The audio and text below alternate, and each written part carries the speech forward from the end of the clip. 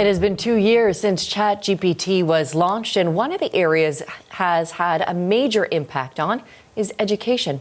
A study by KPMG in October found 6 in 10 Canadian students now use generative artificial intelligence for their schoolwork. 2/3 of them say they are not learning or returning as much while using AI. And just over 420 students were surveyed for that report.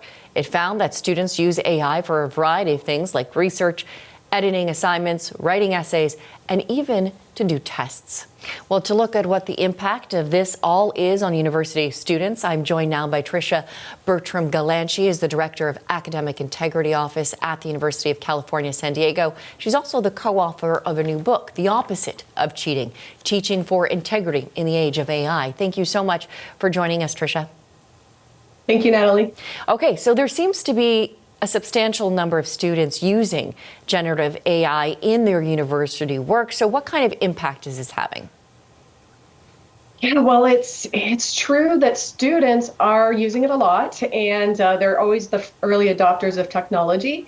And it's true from what the surveys are saying and what I'm hearing when I'm talking to students, it is impacting their engagement with learning, right? So it's a way for them to cognitively offload some of the tasks of education. But by doing that, they're reducing the friction of learning, the challenges that come, that are required for learning and personal and professional development. And that's being a bit undermined by at least some of the students' use of this tech. So in that case, Tricia, I'm wondering, is this the equivalent of cheating or plagiarism here, if it's having such an impact on these kids and they're not retaining this stuff? Sure. Well, it depends, right? So any tool can be used for good or bad. And so if you think about the calculator, it's cheating if you're told that you have to learn and show how to do this math without the calculator. And Gen AI tools are no different. If they are allowed and you're asked to use them as a student and it's part of the learning objectives of the course, then of course it's not cheating. But if you are cognitively offloading something on which you're being assessed or evaluated, then it would be cheating. So let me give you a very concrete example.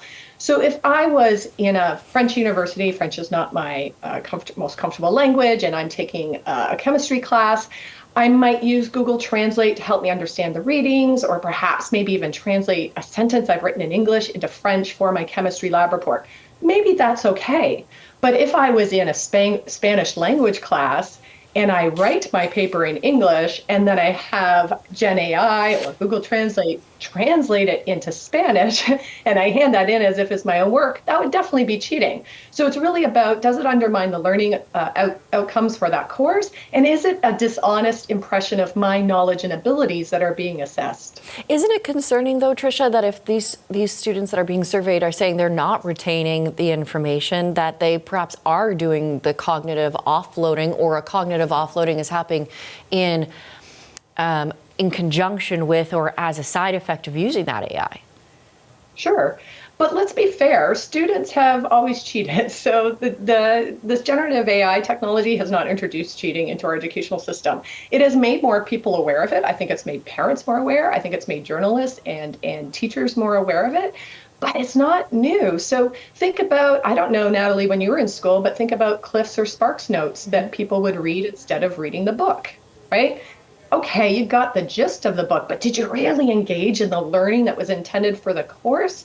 So this isn't new. What's new about it is that it's cheap or free, really fast. And students see it, unfortunately, as very authoritative, probably as much or more than their professors. And so when they're getting output from these tools, they're not critically thinking about the output they're getting, because it's like, well, if the machine's telling me it's true, it must be true. And I think that's part of the bigger problem.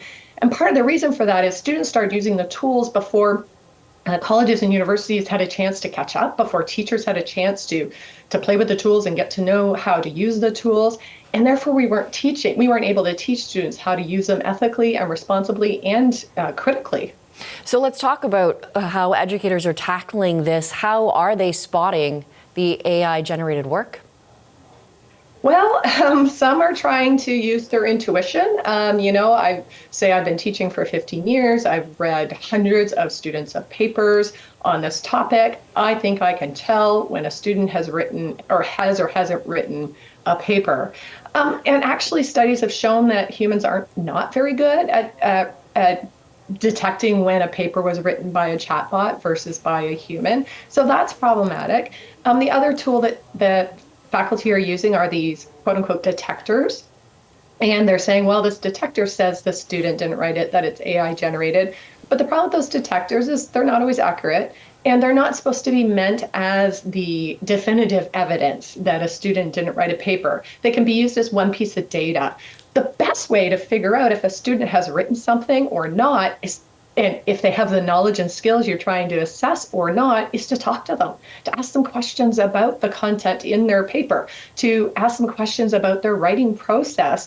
And actually, I think what this world is telling us is that we have to pay more attention to process, that we've relied on products, honestly, Natalie, artifacts of knowledge and learning that have been defunct for some time because of the ease of faking my knowledge and ability on those products. All right, before we let you go, I just want to ask one more question, because it has now been 2 years since we've sort of been introduced to ChatGPT in the mainstream. I'm just wondering, at this point, should universities have a university-wide policy when it comes to AI and schoolwork, or do you think it be varied by course to course? Yeah, so both.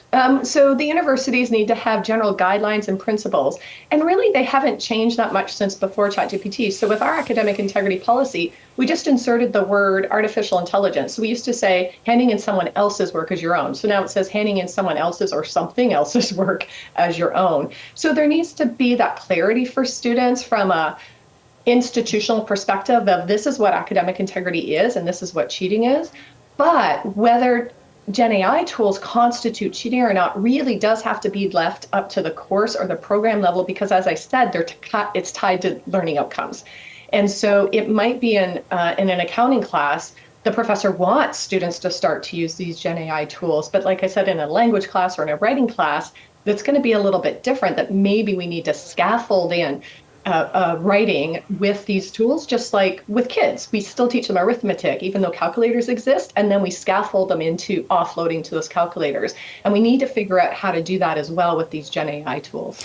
All right, we'll leave it there. Tricia Bertram-Gallant, thank you very much. Thank you.